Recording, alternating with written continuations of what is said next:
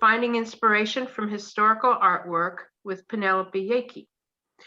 This is, my last thing is, sorry, at 2 o'clock in 1 hour, there's a class called Figuring Out Colors, and this will be a continuous Zoom, but I'm gonna do a separate recording. So if you're in both classes, you can just stay on, but we'll stop and start. Okay, Penelope, it's yours. All right. Before you start the class, I would like to say I'm the person who's been controlling all the pieces of this, and I would like to thank Anne, our Zoom host, Penelope, our teacher. We could not do Fibrary without our fantastic Zoom hosts and our wonderful teachers. Thank you both so much. You're welcome. Very much so. This is our last day of Fibrary. We need one more member. We have 1,149 members to our group. People who have been really enjoying the classes. Thank you all very much. And thank you to the attendees for being here. And now I'll stop taking up your class time. Have a wonderful class. Enjoy. Thank you. All right. Well, I'm glad to see you guys here. This is basically a class about finding inspiration from historic artworks. Now, I will admit that I'm a member of the SCA, Society for Creative Anachronism, so I tend to focus on the history that the SCA is mostly focused on, but these sort of tips should be able to be used for any sort of historic area that you have interest in. And it's just hopefully to help get you some sparks and some ideas on how to look at images and artifacts and find things that you can use for your own arts and crafts, whether they are historic replicas or something totally modern with just some inspiration from a historic idea. All right, I'm going to go and see about pulling up some images that I have grabbed to use for this. So I have a little arranged slideshow. Wait, that's the wrong one. I'm so sorry. That's for the color theory class later. All right, here we go. Now, one of the first things ever that gave me an idea for finding inspiration for artwork from historic sources was a book that I picked up probably yes, Emma? We're only seeing the list of pictures. We're not seeing any pictures. Huh. Okay. Let's see here.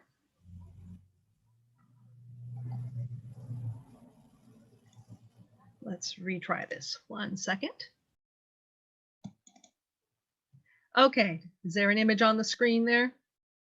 Okay, thank you. I'm still learning a bit on the screen sharing part. Okay, one of the first things that ever gave me the idea about looking at historic images to get ideas for my own artwork was a book that I picked up of cross-stitch patterns, probably a couple decades ago. We all remember Borders and their bargain book section. And it was medieval cross-stitch ideas. And for quite a lot of them, they showed images of the artwork where they got the idea from. This is an image from the book, and it's a close-up section of one of the famous unicorn tapestries, showing a detail of the flowers that they covered the background with. And this is some of the patterns they created from looking at those tapestries. And one of the things that I really got from this book was you look at some of these tapestries or paintings or illuminations, and they're huge and they're complicated. And you as a craftsperson go, okay, I could never do something like that. You're not necessarily looking to try and do the whole thing. I mean, if you want to, awesome. But if you can also just look at some of the smaller little details on these items and get ideas to use for your own stuff in there. Now, where can you go for these inspirations?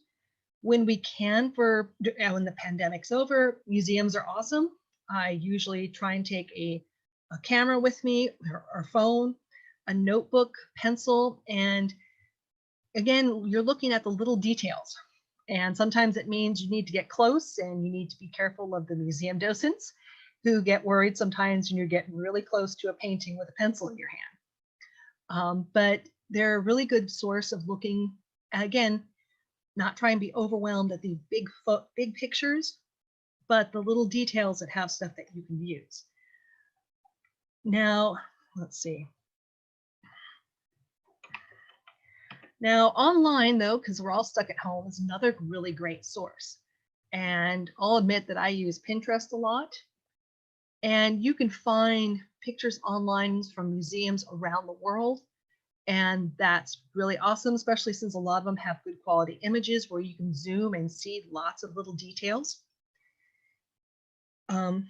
But one thing, if you're online, that you need to sort of be careful of is make sure you're try to make sure you're looking at something that's actually historic, especially if you're going to copy a little detail from it, and that you're not already looking at somebody's something that somebody else has made that they've pulled something from. See if you can backtrack, see if you can find out what they've used it for, especially if you're doing something for a competition or to sell. You don't want to copy something specific from somebody else. Now, one big point going on to this is when you're looking at various pieces of art or artifacts, they don't need to be the same medium that you want to copy for yourself. A lot of the older artifacts they're going to be metal, stone, and pottery, not necessarily fiber, which is what most of us here are all focused on. Those things usually didn't last that long, so you're going to be looking at other mediums, but it still has artwork that you can use. This here is one of my favorite items, image I found online, and it's just called a Celtic cat from the La Tène period, which is BC.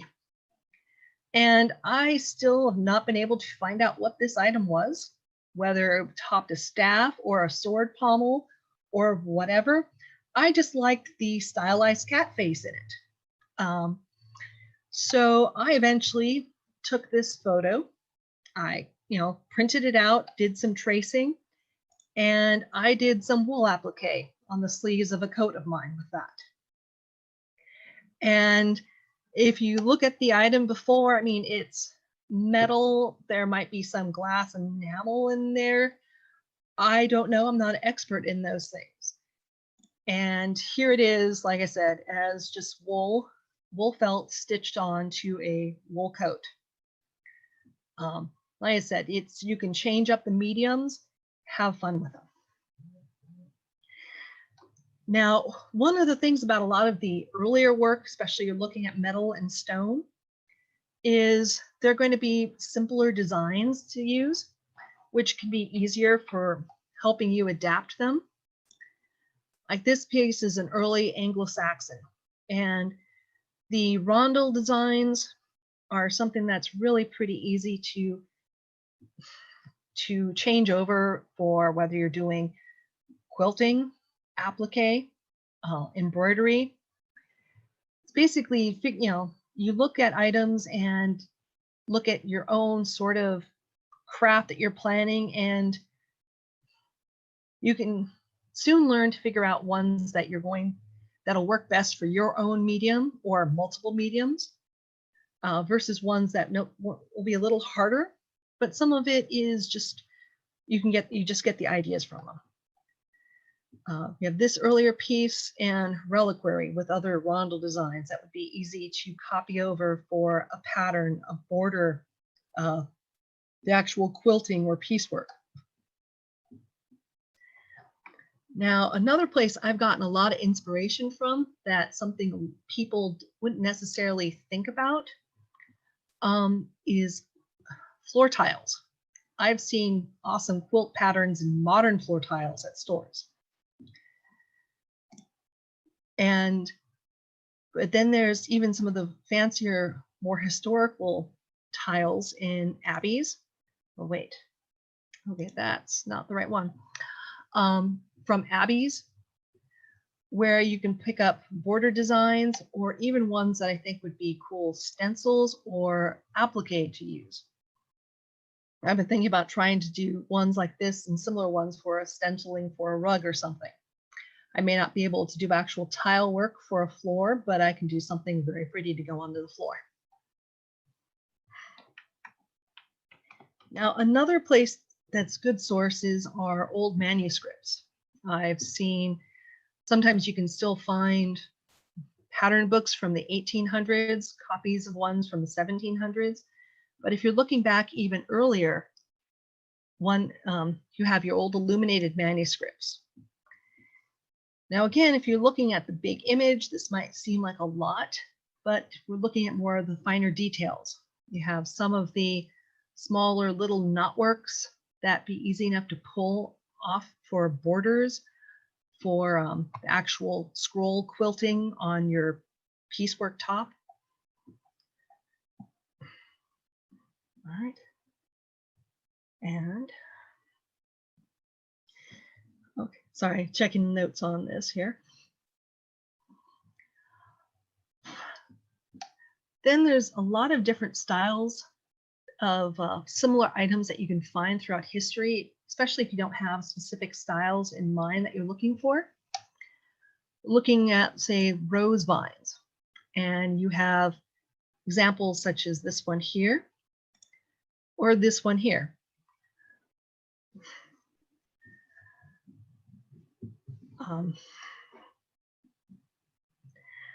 So, I mean, a lot of people go looking through history because they have specific ideas in mind that they want to try and get inspiration for, find motifs to work from. But if you're just having fun looking through, you can find ones that fit the craft medium you want to work on, or even your own personal art style. Now, another common motif I've seen in illuminated manuscripts are ivy borders. I know a lot of people who do illumination calligraphy know the ivy borders quite well. It's just a simple design with usually blue and gold and red leaves.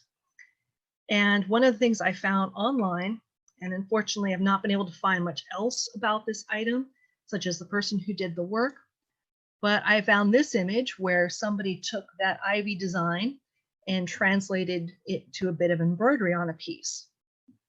Again, I really liked seeing how an art design from one medium got transferred onto another. Especially since, again, I said we usually don't find a lot of fiber artifacts from various time periods because they don't last that long. But I like to think that a lot of the artwork that was put onto buildings, into manuscripts, other places, was the same sort of art style and decoration that people like to put on their own clothing and dresses and stuff. All right. Now, most of the time I'm looking at border motifs, whether they're on floors or carvings or illuminated manuscripts. And those tend to be simple and made to be repeated, whether it's being brushed or carved or even stitched for you. But there's a lot of times you have singular little motifs that can be cool. This one I found recently, and I think I desperately want to embroider that on something because snail with a couple little strawberries is one of the cutest things I've seen. There's medieval manuscripts tended, a lot of the border work, they had something about snails. I don't know if there was a plague of snails through Europe for a few years, but they tend to have a lot of them. Or you can look at the larger, more central motifs. This was one I'm seeing if I can work on. It's a Capricorn. And I'm actually trying to, I have a traced copy of this, and I'm working to try and change it around to get it, the central image, much more circular, fitting into the circle to use on an item. But again, it's finding items that you like and seeing where you can pull up ideas from. And again, though, another common motif, no matter what time or culture or place, is a lot of the floral motifs, whether they're repeated designs or they were used to fill up backgrounds like this manuscript or the unicorn tapestries. Now, another thing that a lot of people like to use ideas from, or a lot of organizing my thoughts, sorry, a moment. Something that a lot of people like using in their various crafts are putting initials, whether you're putting something on to personalize it for an item or however.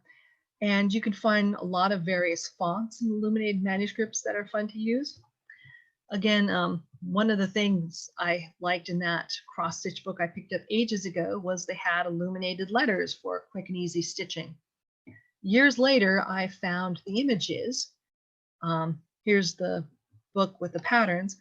Years later, I found the images where they took them from.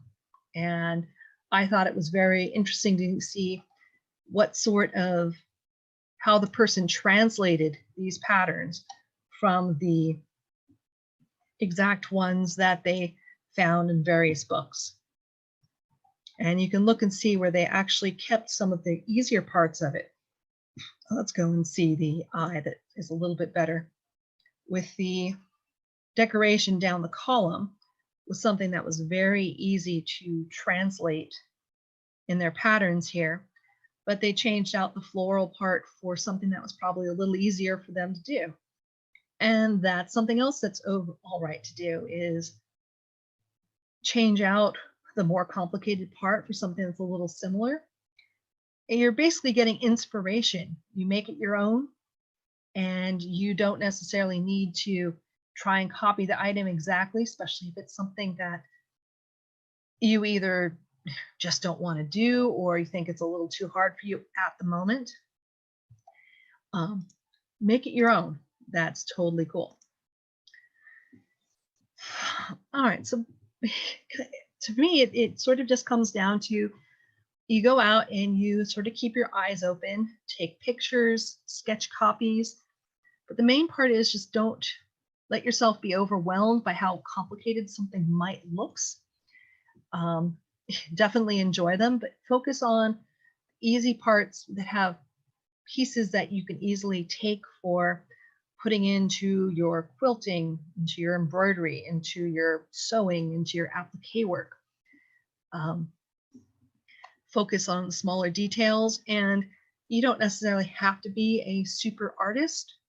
It is perfectly fine to print out the pictures, to trace them. You can manipulate them to fix the curve to fit into your pattern a little bit more, whether you want to sketch it or manipulate it on the computer. And definitely don't think that, oh, this picture I like is only from a manuscript, I can only do it as a manuscript. It's like, no, you can take those designs that you like and put them in whatever medium is your preferred artwork, whether it's one medium or many. And as an example of being able to take inspiration from anywhere, here's one of my favorite things that I've seen people using. That is a copy of a tattoo from a mummy found in, I believe, Central Asia. I have some of the information somewhere else. And obviously, I'm not saying go and get the tattoo done on yourself, but if that's a piece of the artwork that you like and you get an idea, the deer with the antlers growing off into flowers is an awesome idea. Take it and figure out how you might want to do it for embroidering on a little piece of clothing for yourself, or seeing, gosh, a quilt design, applique the deer's body and then do embroidery with the antlers going off with the flowers. Have fun with them, and just don't be afraid to keep your eyes open and look around for things. Now I'm going to stop the share, and we'll see if there's any other questions from people here on things. people had ideas. If you had images you wanted to share and look over and see if people had ideas on how to pull things out for you.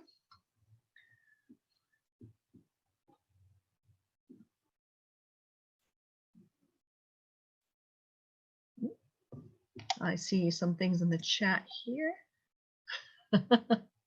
Yeah, snails are cuter on paper rather than actually in the garden. Right? I've thought about changing my SCA name to Kungun Snail's Bane. Because I hate snails.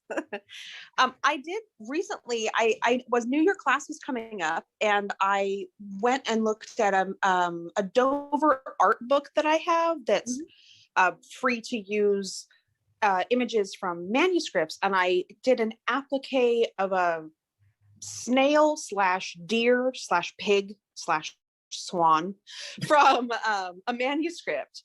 So I went and found artwork. So thank you for the idea for the class, because it has already inspired me.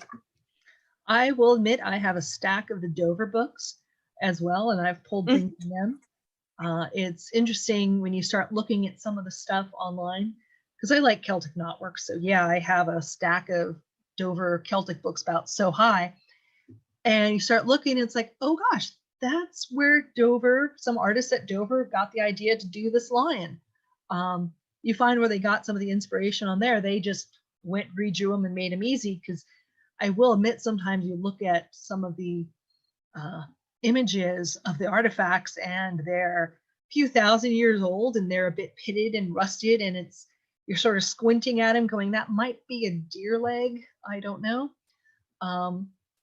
So Dover, for some of them, I think they've had somebody who've gone and squinted at the images and redrawn them for you. But it's, like I said, that cat head one, it's like, okay, it's rusted or whatever, but I just printed out, sketched, and traced over it. So and yeah, I've gone to museums and stuff with the boyfriend, and we've been leaning in, and I've been pointing out with the pencil far away from the thing, and we've still had docents come over and give us an eye. But yeah, I think most of the stuff I copied from the last trip to the Getty was details on border embellishment from a lot of paintings that they had up. So you'll look at manuscript images, and then you'll embroider like panels along the bottoms of your garb?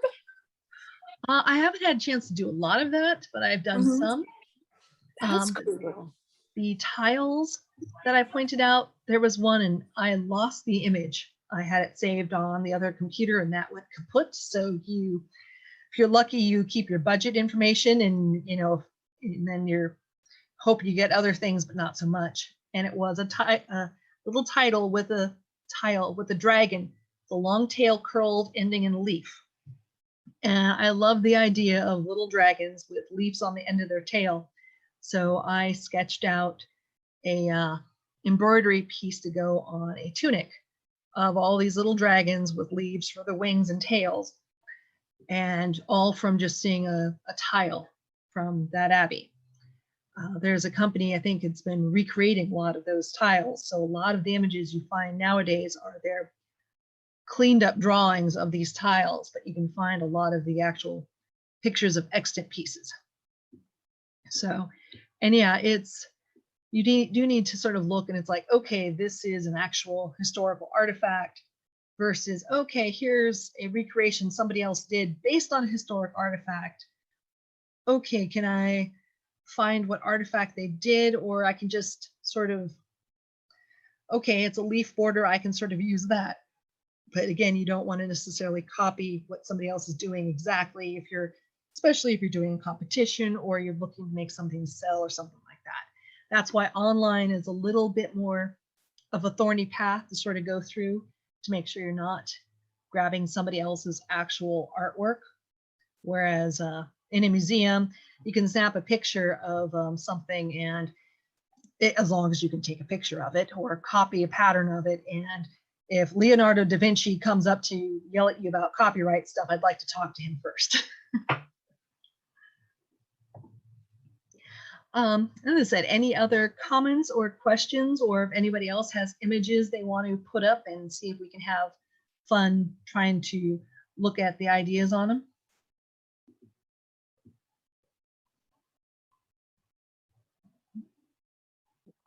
I had, you got me thinking, about what historical things I really love. And I have this, I don't have a photo of it, but it's an old piece of manuscript, music manuscript from, they're all like a page from a book, probably, I don't know what century. It hung in my family's home and it's now mine. But it's not just the illumination around the there's a big letter O, but just the note shapes, those kinds of things are really different. Have you ever tried like music or just shapes that don't depict a particular, not an image of something? Yeah, like, I think one of the things I had was just a basic rondel. I've seen old images, and some of these motifs are sort of almost universal enough. You see them in various places where it's overlapping circles or triangles interlaced.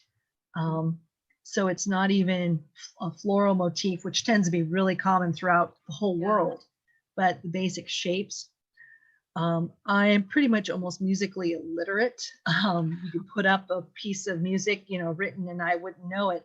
But I've often thought, considering it's sort of gridded out in a way on lines, that it would be very interesting to do a little cross stitch border that was a song with the little little cross stitch X's as the notes going up and down the way. And especially if you make that for somebody and they can actually read that, it's like, well, it was just it looked pretty. I have no idea what it sounded like. Oh, I'm sure you could.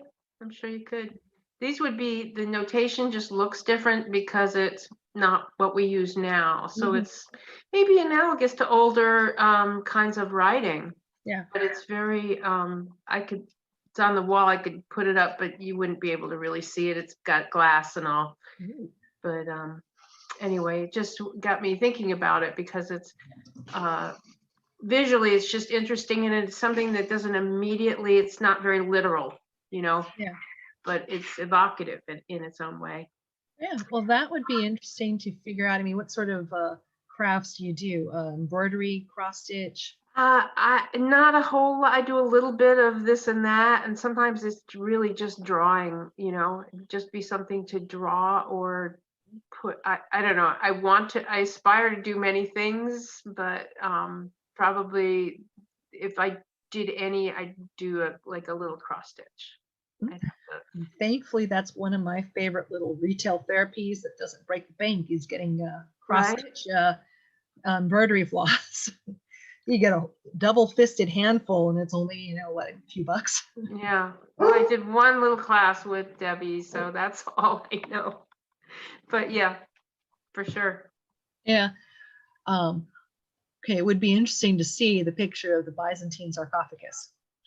I'm just trying to picture that, and it's like, okay, a board, oh, ooh. Let me, So the little swirly designs there. I'm going to spotlight you for a sec so we can all see it. Wow. Okay, that would be awesome on a tunic. That would be really cool. I like that. That'll be really cool. Thank you.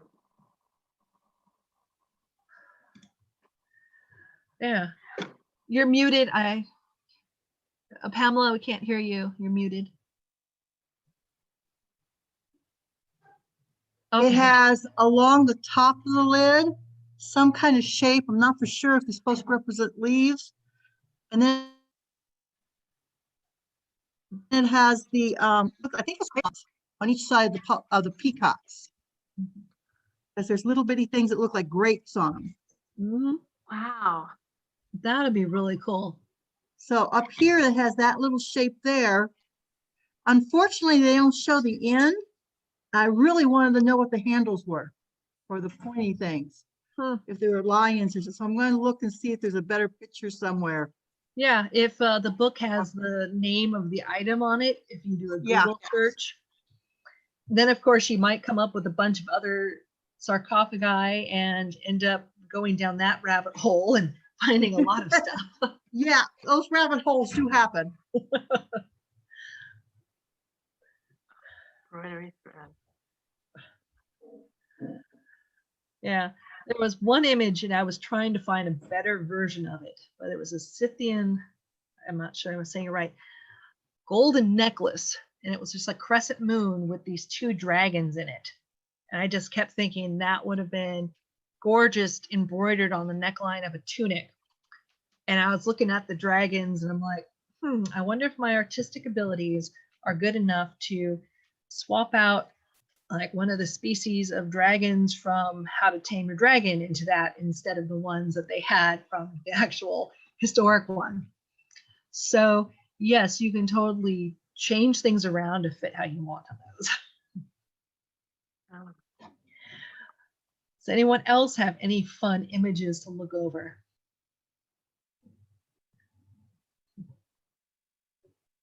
All right. Any other thoughts, ideas, or questions from staff? Anybody want to go and get a mummy tattoo on themselves?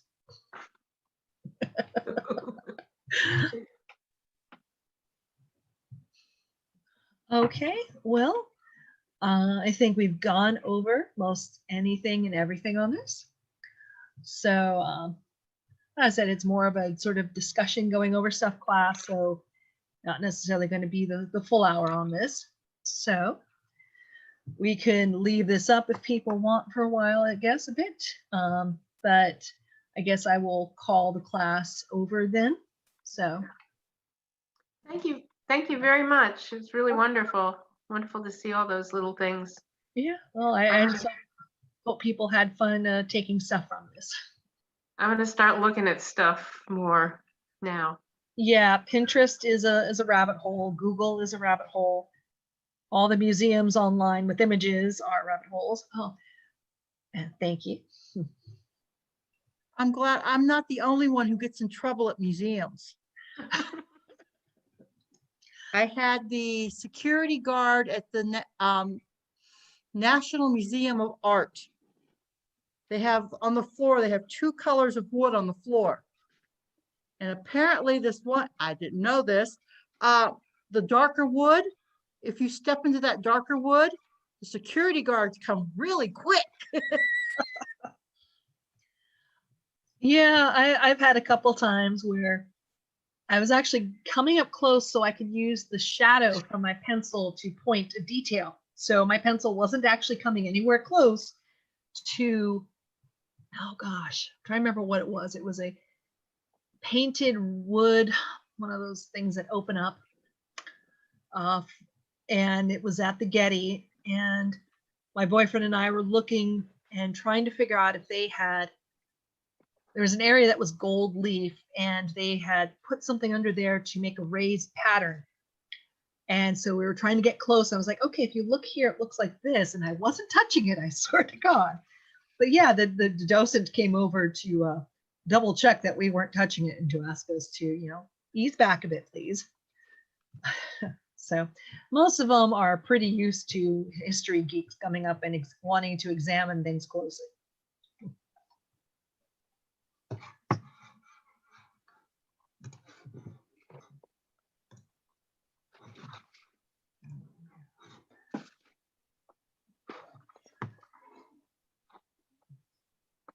I was a history teacher and I taught in one of the poorest schools in the nation.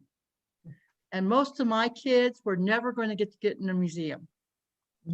So during the summer, I would go to the different museums and literally photograph everything I could photograph. I spent 5 days in the National Art Museum, just photographing things I thought would go with my class, and then making all these PowerPoints with all these pictures or statuary or tapestries. And the kids were like, you spent how long doing this? I said, well, I'm a history geek, you know? Yeah. Well, nowadays, a lot of the museums are getting everything online as much as possible. And that's really cool, especially since they can get the cameras that can do the nice close-up details of stuff. And they often try to do that. And I know many of them, if you contact them, ask nicely and are willing to wait, that they will help get, it's like, I need a picture of the backside of this. They will try to get that up for you if they have time and whatnot. But yeah. Yeah, I was doing that before they were getting so wonderfully digitalized. Yeah. Like I said, it's a lot easier to do research now because it's like, oh, the only copy of this item is somewhere in Europe. I have to go over to Europe, which is such a hardship, I know, but you don't necessarily have to make your trip plan over to Europe to get to that specific museum and hope you can talk to somebody into letting you wear white gloves and examine something. But or take pictures of a painting to find out. I'm trying to figure out what seam it is on that piece of garb from this painting. You can find that painting online now. Or trying to find a $500 book that's only in a handful of libraries across the country. A lot of things are in Google Books too. If they're an old book and it's something obscure, but out of copyright. I haven't seen it so much with art, but certainly with doing like things like family history and other things. It's really like, look at every page of these books that they just decided they want it all to be online. Amazing world. Yeah, it's definitely changed. In some ways, it's made things so much easier. Yeah. I also feel like for so many years, museums have had to pick and choose. You always hear in the basement they have 3 times more of the stuff, and stuff that gets lost in a drawer somewhere and nobody even knows where to find it anymore. And more of it is just so much more accessible now. It doesn't have to be in the display to be available to the public or the researcher or So I did hear a story from a couple people I know in the SCA, and they were off in Europe and checking, of course, all the museums. And they were trying to get a close-up look on some armor.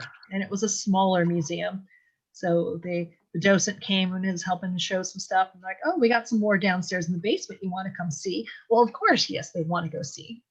So they're down in the basement, pulling out, looking up all this armor stuff. And finally the docent goes, well, you want to try some of this on? So of course, yes, he wants to try some of this on. And so they had a fun time playing dress up with some things, getting photos of detail of the inside work, I guess, on some of the metal armor, which wouldn't be pictures that they would put up because everyone wants to look on the pretty outsides. And it was kids in a candy store for an afternoon. No, I guess it was a smaller museum and the docent usually doesn't have much else to do. So we might as well have fun geeking out over this stuff with somebody who appreciates it. And I'm just like, oh gosh, you can't really do that with some of these embroidered stuff that's in museums nowadays. Yeah, I was one time at the DAR, Daughters of the American Revolution Museum. And it's a very tiny museum. But I happened to be looking at the quilts. And they only have like a half a dozen at a time.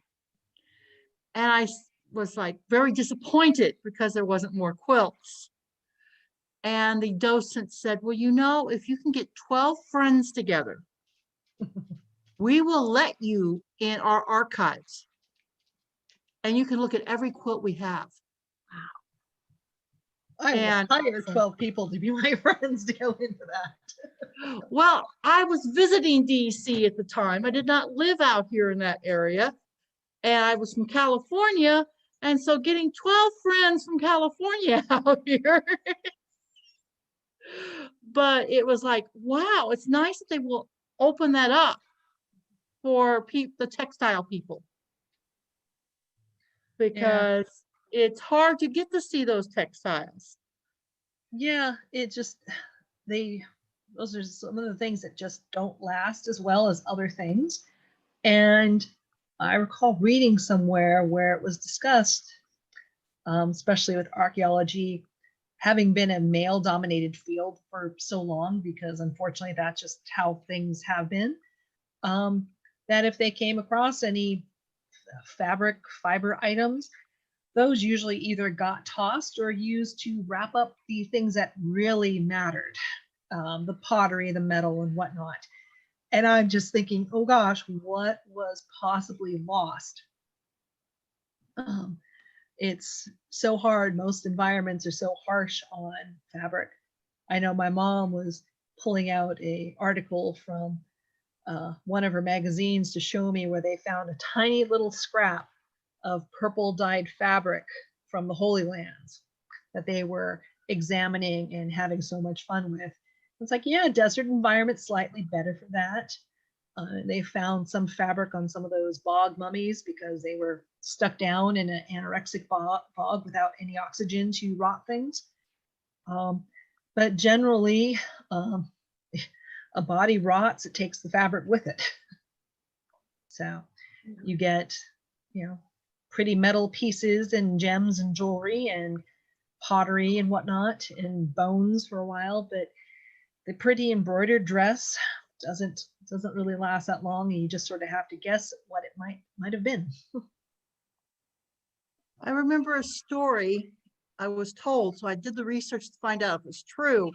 It was a woman archaeologist in England in the beginning of women getting into the field, and the men were being condescending to her, and they had this pile of rubbish, they called it, that she could look through.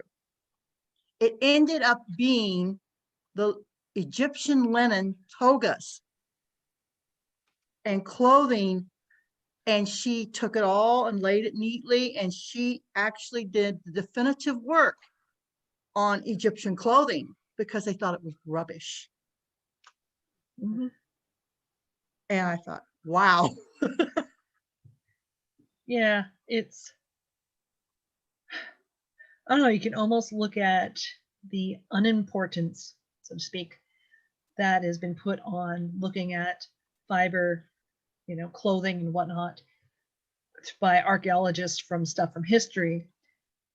And to me, it almost seems like the mindset of people with their, zombie apocalypse sort of fantasies. And it's like, okay, get food and other things put aside. And they don't think, oh, you need somebody on your zombie apocalypse team that knows how to sew to fix your clothing, don't you? You got to be running around trying to fight zombies with your clothes falling off in pieces because you can't find any more and you can't make any more. So. Well, That's have you all seen that movie, The Dig, on Netflix? No. If you have Netflix, it's not a series, it's just a movie, and it's about a archaeological dig. And there is a featured sort of a woman who was underestimated, but also the guy, because he wasn't part of the elite and at the time. It's just around the Second World War, and it's based on a true story, and it's a beautiful film. So I recommend it, The Dig. It's not about textiles, but I'm not going to give away what they find. Although they are more focused on the gold than anything else. So. Mm-hmm. I mean, okay, I wouldn't argue if I came across a treasure trove of gold and gems. No, you wouldn't. It's just, I just think especially, I'm not an SCA person, but I imagine it would fascinate, anybody who is. I've often thought, I like to watch some Doctor Who, and I always thought if he showed up with the TARDIS to go time traveling, it's like, I'm grabbing a camera. Can we go back to these time periods so I can take some pictures of how the clothing looked? how they put Stonehenge together. It's like I almost have this mental list of things I'd Yeah. like to. It's like, okay, no, I want to see how the clothing actually looked because we don't have anything exact, and there's all these theories, and it'd be nice to actually sort of pinpoint exactly what they wore. And then pictures of actual dinosaurs because why not? I Yeah. want to go back and introduce them to zippers. I'm a disruptive influence. You'll blow their minds. Well, here is a crate of pretty beads. Dress in this polyester suit with a zipper and bury somebody in that. We're just going to mess with some archaeologists.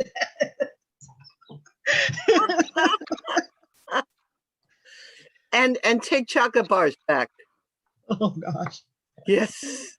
I had Yes. an SCA friend that we used to have movie night. And one of the movies we had on movie night, of course, was Robin Hood with Errol Flynn. And we used to just love watching it because we'd watch her. Silver LeMay! Silver LeMay! I'm like that for a lot of movies with like earthquakes or volcanoes because I studied that in college. We had a professor, if you wanted to derail him for the rest of the class period, all you had to do was bring up the movie Dante's Peak. Yeah. And off on how unscientific and illogical that was. But he's so pretty. So I don't quite know enough about clothing to quite do that for historical stuff, though I can do some. Like A Knight's Tale, awesome movie, just don't think it's historic at all. I was watching a C grade medieval movie, kind of a Robin Hood takeoff thing. And there's a bunch of people in a medieval courtyard, a very small medieval courtyard. And there's a couple over here on a bench talking, and there's somebody reading poetry and this, that, and the other thing. And there's this guy doing archery in this thing, and he shoots an arrow into a pole. And I made them rewind the movie because I thought I saw the arrow doing this. When you rewound it and paused it, you could see the wire that the arrow was attached to. They'd put a cup, one of those ring things. What are they called? Make sure it wouldn't go off course. Yeah. And so it was this little ring. And so it yeah. We were an SCA group, so we laughed ourselves silly. Yeah, I had a I don't know what movie professor. that was because I got to watch that scene. Yeah, we had a professor in my astronomy class. It was one of my electives. And he, Armageddon had just came out. And he gave us extra credit for debunking all the things they did wrong scientifically on Armageddon. That's awesome. Don't That- even get me started on the drilling in Armageddon and how wrong they are. Mining engineer, I know how wrong they are. My parents are chemists. My dad had a master's degree, my mom a bachelor degree. And our family, we always liked watching crime type TV shows. CSI was a favorite when that was out. And listening to them go over the science on those things. It's like, yeah, that sort of works, except that reaction would take them 2 days instead of being boom right away, or just going, no. MacGyver was apparently another one where if you were a scientist, you could really poke holes in it. But some of the stuff was, yes, you can make an explosive thing out of these basic kitchen ingredients, but we left a couple prime ingredients out because we don't want little kids copying this recipe. So that's totally understandable, but some of the other stuff, which is like, oh gosh, no. And yeah, the crime scene CSI was another one where it was just like, yeah, it doesn't work that way. When I was teaching science, I would tell the kids, Hollywood likes to tell a good story. And mostly what you see there is Hollywood just trying to tell you a good story. Yeah, that's why I consider them Hollywood histories, certain shows. My friends and I had a lot of fun with Pirates of the Caribbean, which in the first movie, the new fashioned dress her father brought her back from England. One of my friends who did costuming said that's from like about 1770s. Oh gosh, and as I think Port Royal had been destroyed for like the 4th time by 1770 and was never rebuilt, and Singapore didn't exist by then. So it was just like, it's a story. It's not history, it's a story. Aside from, everything else about Pirates of the Caribbean. But I mean, sometimes you can watch them and watch those things and just, okay, we're just going to let it drift by. Other times, like if you're an engineer watching Armageddon, or a volcanologist watching Dante's Peak, it is, the area, the details so much, especially if it's science and history, there's always, it gets recorded by the victor. So there's a little leeway room for some little details, but you get to actual science and it's like, no, there's no wiggle room. It's not like guidelines, it's science. Just a heads up, we're about 5 minutes. I was about to say, yeah. Wow. So I don't know if you wanted had anything else you wanted to wrap up, or need anything to gather your thoughts for the next one. I was getting some of the stuff queued up and ready. Okay. Like I said, I'm sort of using my work computer over here to pull up my Google Sheets of notes. So I have that Okay. screen free. We just won't tell my people at work. Well, I'm going to end the recording for this class when I find which button. I have too many buttons now. And then there it is.